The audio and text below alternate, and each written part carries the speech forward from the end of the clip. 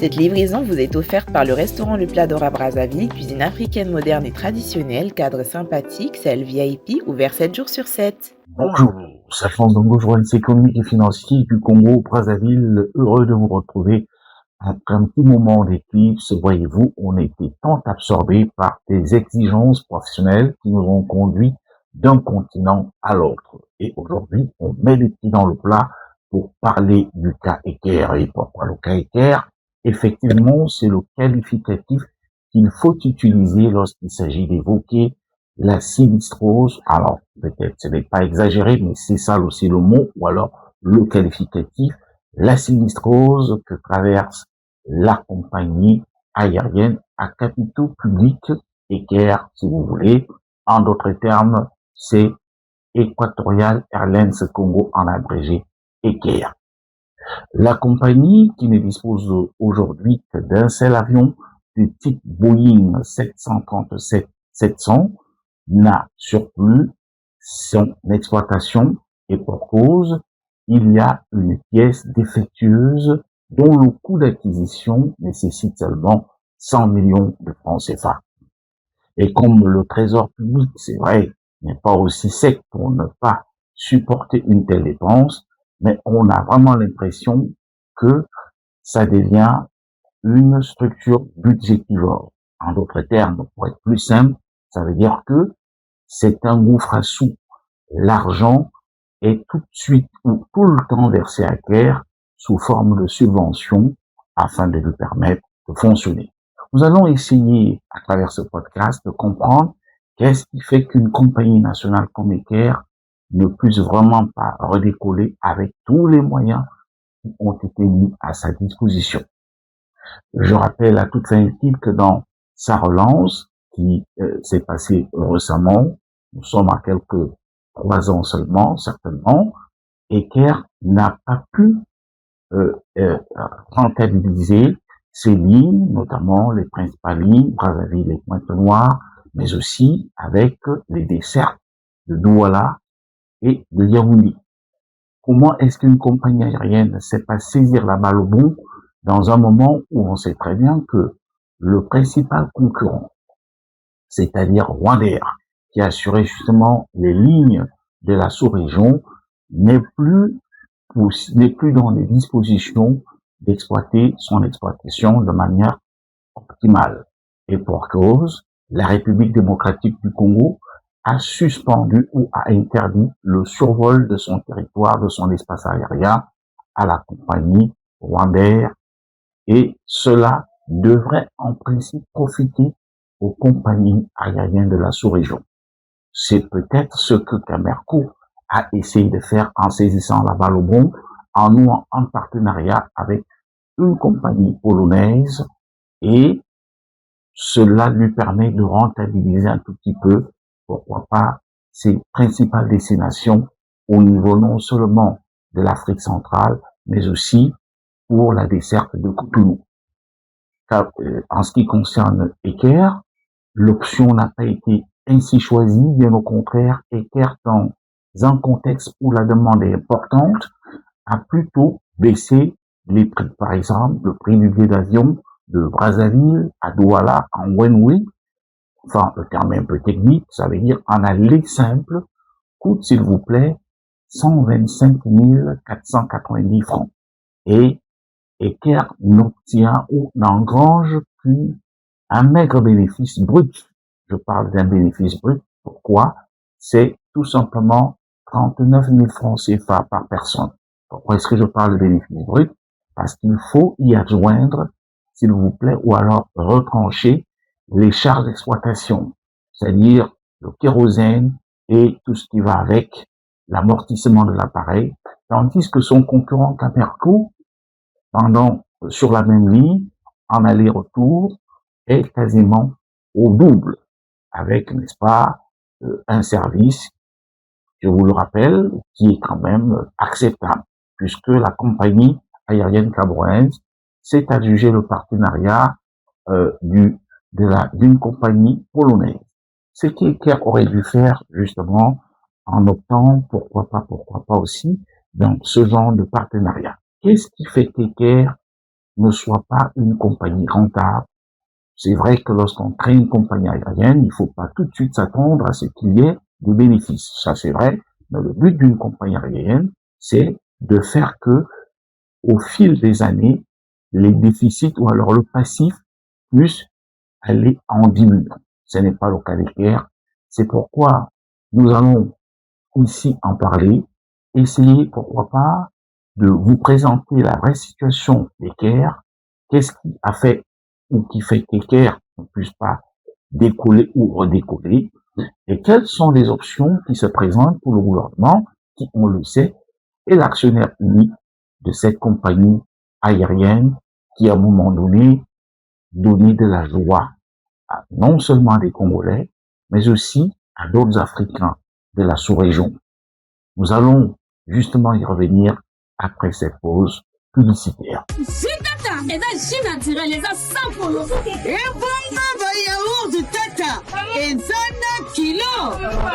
Tata, yaourt Tata, c'est la qualité, mais à moindre prix. Ne surveillez pas seulement Tata, faut aussi le consommer. Alors, ce qu'il faut noter, c'est que Equair a été créé en 2007. C'est une initiative du gouvernement congolais, une très bonne initiative, dans un contexte où on sait qu'en Afrique centrale, le ciel était quelque peu resté moins actif, avec des perturbations, pour utiliser le langage du milieu, des compagnies comme Camerco, c'est-à-dire la compagnie aérienne camerounaise, de Toumaï, la compagnie tchadienne, et puis de Ceiba, la compagnie aérienne à capitaux publics équato-guinéens. Quand même, vous pouvez avoir un espoir au niveau de cette compagnie qui, elle, il faut le reconnaître, dispose quand même d'une flotte.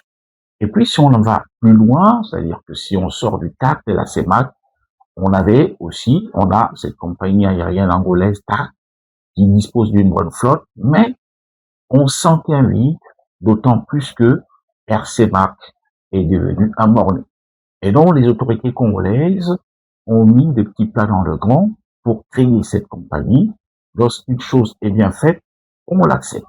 Alors, pour commencer, sur le papier, la compagnie a été créée et on a tenu compte du fait que il fallait aussi moderniser les infrastructures aéroportuaires. Ce qui fait d'ailleurs que le Congo-Brazzaville, dans l'espace de la CEMAC, dispose, pour ne même pas dire de la CAC, dispose des meilleures infrastructures aéroportuaires, notamment l'aéroport international Maya-Maya à Brazzaville, mais aussi Agostinho Neto à Pointe-Noire. Tout cela, c'était dans le cadre de faire de Brazzaville un hub aérien. Et donc, les hôtels ont d'ailleurs été créés, notamment si vous êtes à Maya-Maya, pour ceux qui connaissent Brazzaville, vous avez un hôtel, n'est-ce pas, 4 étoiles, qui a été construit à un jet de pierre de l'aéroport, enfin, de l'aérogare. Question justement de faire que Equair joue ce rôle. Et le gouvernement s'est donné aussi des moyens en s'adjugeant des services de grands cabinets, même si cela s'est avéré très coûteux. Et on sait par exemple qu'il y avait Lufthansa Consulting, une société allemande qui justement officie aux côtés d'Equair dans le but certainement de contourner la mauvaise image qui faisait que Brazzaville était sur la liste noire de l'Union européenne, mais aussi surtout tutoyer les concurrents comme Air France. Il y a aussi eu donc une compagnie suisse, une société de conseil en matière d'aviation civile, c'est COEM, et puis une autre société privataire qui devait se charger justement de des immatriculations des appareils, non seulement en Belgique, mais aussi en Suisse, avec les équipages. C'est vrai que tout cela, ça relève quand même des contrats assez coûteux et parfois qui sont des contrats parfois léonins. Mais oui, c'était le prix à payer en s'adjugeant les services, n'est-ce pas, des grandes sociétés, enfin entre guillemets, les sociétés européennes. Et donc, à ce niveau, on a donc essayé de se faire accompagner par des grandes sociétés pour pouvoir faire décoller Equair. Une bonne initiative.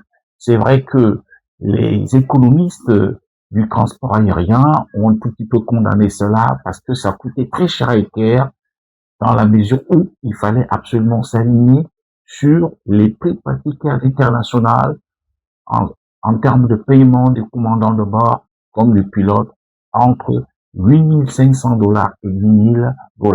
Donc, ça coûtait cher. Et puis, il y a eu ces choses qui ont été menées. Mais tout de même, le gouvernement congolais s'est donné des moyens. Et puis, de l'autre côté aussi, il faut reconnaître une chose, c'est que le gouvernement a mis la main à la poche pour être l'actionnaire unique en dégageant d'importants moyens financiers, c'est-à-dire évalués en milliards de francs CFA. Et pour commencer, Eker a eu à disposer d'une flotte constituée de 2 avions de type Boeing 757, 2 autres avions de type Boeing 737-700 et 2 autres avions de type Boeing 737-300, ce qui constitue quand même, il faut le reconnaître, dans l'espace communautaire, l'une des compagnies qui, n'est-ce pas, avait donc à son départ une flotte, on peut le reconnaître, importante, à comparer peut-être un peu dans une moindre mesure avec la compagnie équato-guinéenne Seiba ou alors avec TAC Angola. Voilà, à mon départ, les choses sont organisées.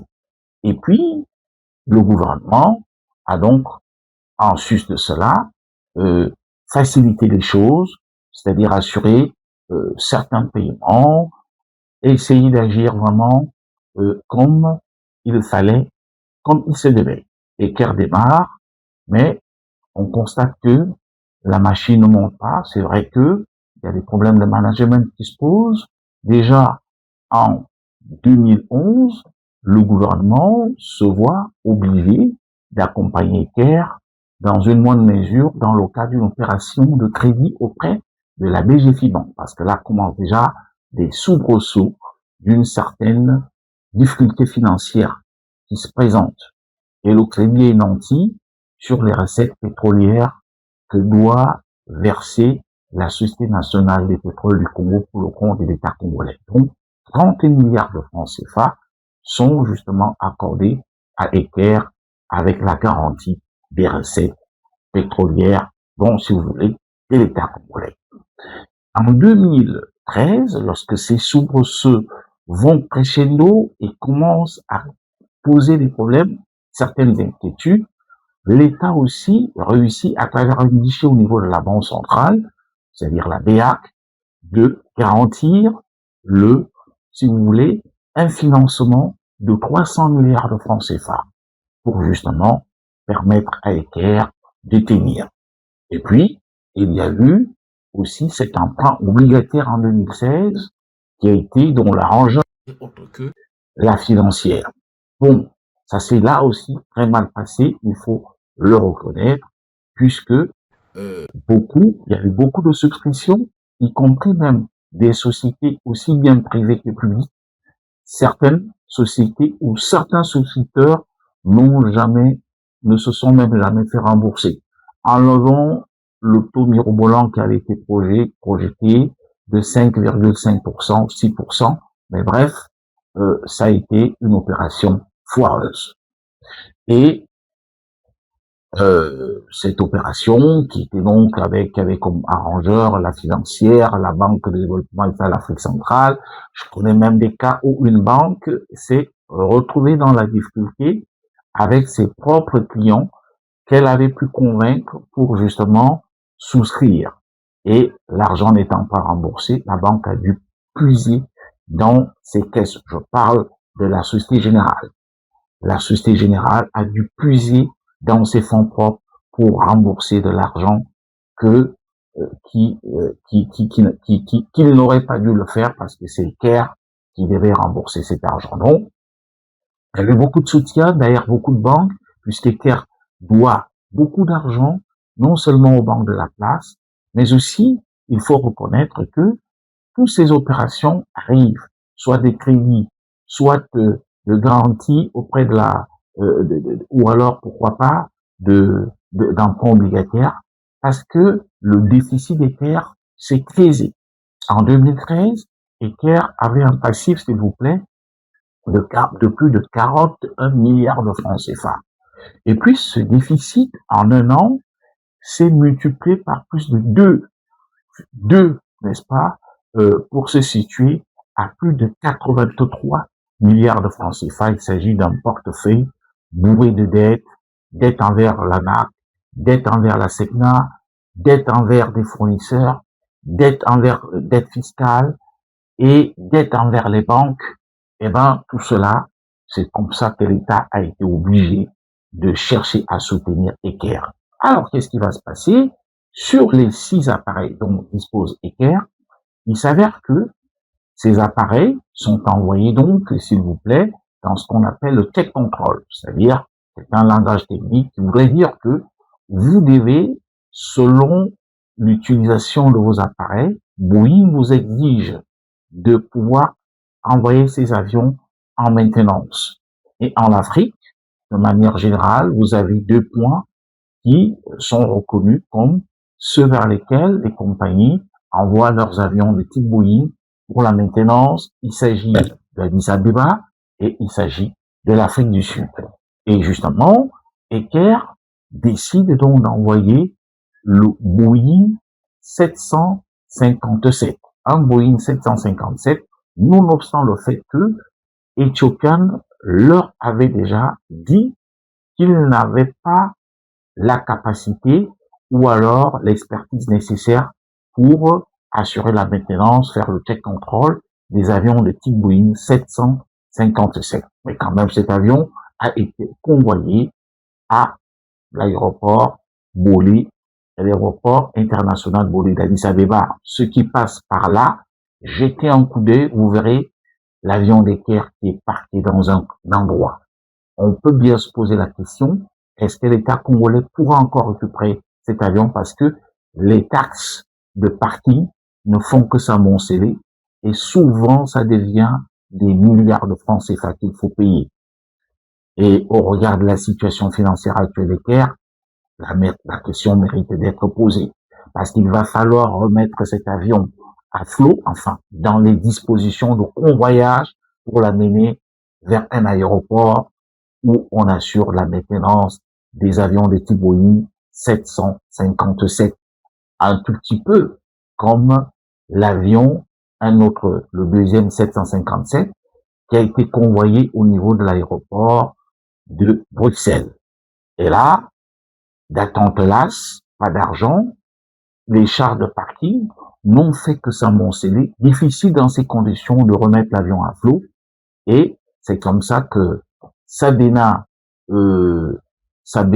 donc Aerospace Technology, c'est-à-dire la structure qui s'occupe de la maintenance des avions de ce type, des Boeing de ce type, a donc fait pression et le gouvernement congolais a été obligé, enfin, si vous voulez, Eker a été obligé de revendre cet avion en pièces détachées. Bon, généralement, quand on tient bien le management, ça veut dire que vous vendez cet avion en pièces détachées. Cet argent, le fruit de cet argent, devrait vous permettre de relancer, n'est-ce pas, la compagnie avec les autres avions. Ce qui n'a pas été fait. On parle de plusieurs milliards qui ont été justement acquis. Et puis, on a juste payé le personnel pour un mois d'un montant de 250 millions de francs CFA. Le reste d'argent, c'est difficile de savoir quelle est la direction que cet argent a pris, puisque nos informations font état qu'au niveau du Trésor, il n'y avait pas eu d'entrée. Quelle est la direction qu'a pris cet argent? La question mérite d'être posée, mais je sais que c'est à peu près pendant la même période que le ministre des Transports et des Ports, monsieur Dimou, a été débarqué du gouvernement. Quelle en était la raison principale? That is the question. Les 2 autres avions, il y avait donc, s'il vous plaît, aussi toujours donc à Bruxelles, un autre avion, justement, le 737-700. Cet avion aussi, pour les mêmes raisons, qui était parti en check control, le moteur a été vendu. La coque qui aurait pu justement aussi servir, pourquoi pas, parce qu'on peut chercher trouver il y a des mécanismes qui existent pour que ce soit rentable et que ça rapporte quelque chose. À Eker, eh ben, c'est perdu. Personne aussi ne peut vous dire là comment est-ce que cet argent a été utilisé. Donc, vous voyez que Eker dispose des moyens pour pouvoir se relancer, mais est toujours grugé à la mamelle du trésor public et pourtant des solutions existent. Perdu. Il y a donc les deux autres avions de type Boeing 737-300 qui sont allés toujours en check control en Afrique du Sud. Vous avez suivi l'actualité, on l'a vu à travers les réseaux sociaux. Un 737-300 justement a pris feu et il devient irrécupérable. C'est une perte totale en milliards de francs CFA. Par contre, il y a encore un autre avion de type Boeing 737-300 qui est toujours en Afrique du Sud.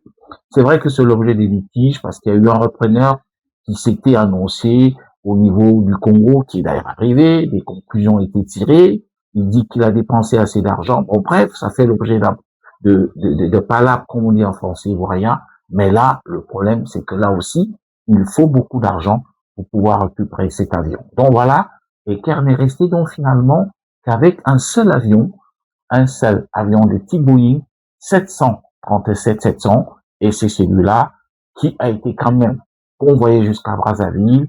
On a fait venir une équipe éthiopienne pour venir assurer la maintenance après la période Covid. Bon, et puis quelques essais ont été menés, ça s'est avéré concluant, et Eker a donc repris les dessertes de Pointe-Noire et de Brazzaville avant de lancer les lignes sous-régionales. Quand même risqué pour une compagnie qui ne dispose que d'un seul avion pour pouvoir, n'est-ce pas, assurer une exploitation aussi importante. Vous faites Brazza-Pointe-Noire, vous faites en même temps parfois Olombo lorsqu'il y a des vols spéciaux, et puis vous engagez sur des lignes en direction du Cameroun et de Douala et de Yaoundé, mais bon, avec aussi l'option de faire Libreville, avec un seul appareil. Et pourtant, lorsqu'une compagnie est bien structurée, vous avez ce qu'on appelle la qualité de ressources humaines, vous vous engagez dans ce qu'on peut appeler, pourquoi pas, le leasing. Enfin, c'est technique, ça veut dire que vous allez dans des options de location d'avions, comme fait par exemple Camerco. Cela n'a pas été fait. Et Eker a notre problème puisque il est bourré de dettes, enfin, la compagnie est bourrée de dettes au niveau des banques. Aucune banque ne lui fait confiance. Aucune banque n'accepterait même prendre son argent pour ne pas tout de suite penser à se faire rembourser par rapport au passif. Alors, qu'est-ce qu'Eker fait?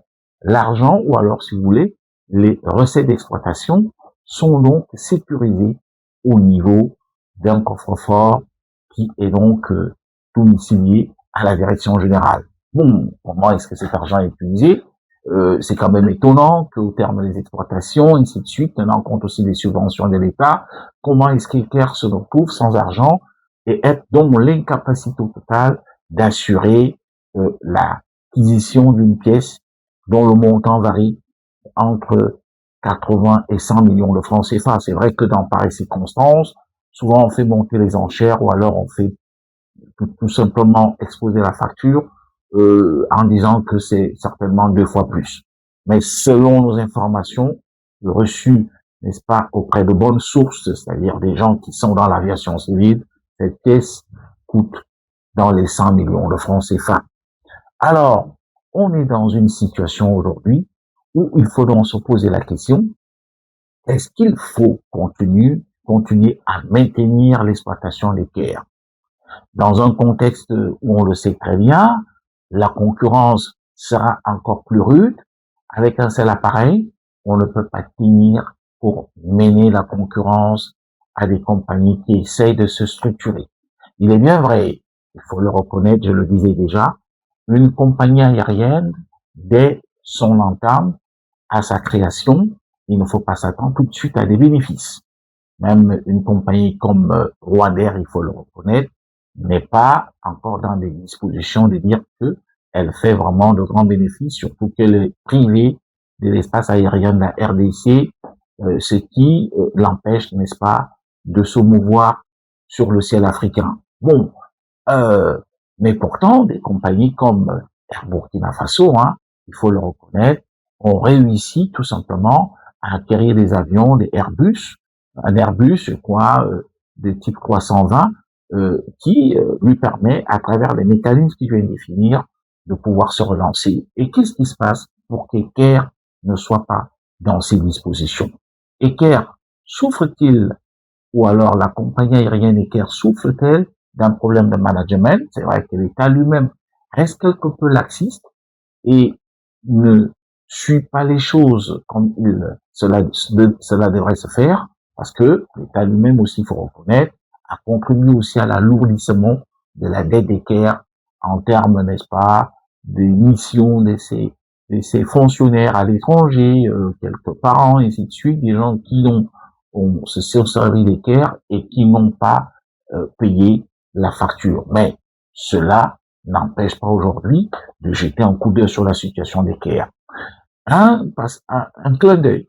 Nous avons, au cours de notre enquête, observé qu'Equer dispose, par exemple, d'un compte Ecobank au niveau de la République démocratique du Congo. Oui, c'est un compte qui a été créé parce qu'Equer, voulant faire le Brazza un hop aérien, avait tout simplement décidé d'avoir une agence à Kinshasa, laquelle devait drainer les passagers de Kinshasa vers Brazzaville, c'est ce qui se faisait, et un compte a donc été ouvert pour ces opérations, puisqu'il fallait justement assurer l'exploitation de Kinshasa. Mais il me semble que ce compte a fonctionné quand même à la suite de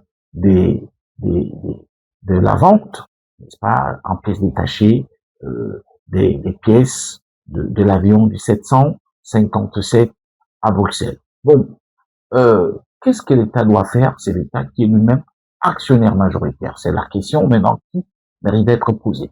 Est-ce que l'État congolais, dans les conditions qui sont celles qu'elle vit aujourd'hui, celles d'assèchement financier, avec une demande sociale très importante, est-ce qu'il faut continuer à maintenir une compagnie qui devient budgétivore? C'est-à-dire qu'il faut tout le temps que on puisse soutenir son exploitation, on puisse quelquefois fermer les yeux sur le fait qu'elle ne paye pas la CNCS ou alors les impôts. Bref, qu'est-ce qu'il faut faire? Dans les conditions actuelles, je pense qu'il faut tout simplement se dire recapitaliser Equer ou mourir. Recapitaliser veut dire tout simplement qu'il faut ouvrir le capital au privé, que ce soit des privés congolais ou des privés étrangers. Mais en même temps, sachez que ces privés qui arrivent exigeront certainement les manettes du management, les manettes, n'est-ce pas, de la direction comptable et financière, de la direction des ventes, de la direction des opérations.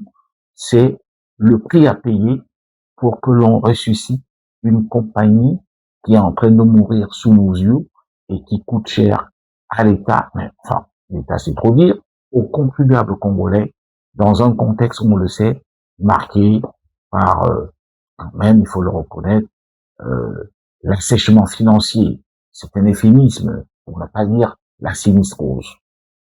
Et il faut donc aujourd'hui que l'État se mette dans cette disposition. Sinon, on serait en train davantage de créer un trou ou alors un gouffre à sous dans lequel il va falloir, n'est-ce pas, y verser des centaines de milliards de francs CFA et ça devient un tonneau de Danaïde.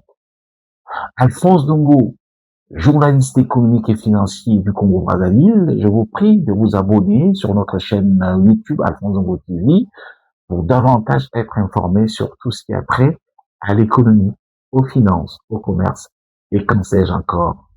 À très bientôt. Cette livraison vous a été offerte par le restaurant Le Plat d'Or à Brazzaville, cuisine africaine moderne et traditionnelle, cadre sympathique, salle VIP, ouvert 7 jours sur 7.